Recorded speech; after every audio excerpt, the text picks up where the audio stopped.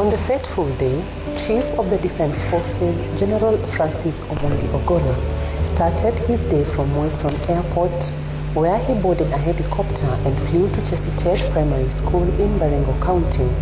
where he and his military entourage inspected renovation works at the institution done by the Kenya Defense Forces troops. He later went to Kainuk Forward Operating Base in Turkana County, where he addressed troops before proceeding to Cap Tuilel Secondary School for the launch of renovation works of 5 schools.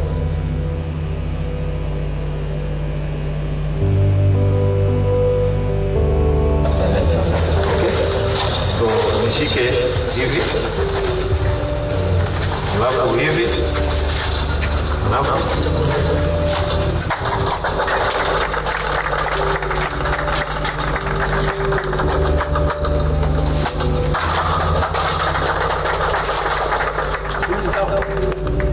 It was on his way from the Cap Tuilel Secondary School to the Recruits Training School in Eldoret, Uasin Gishu County, that the tragic accident occurred.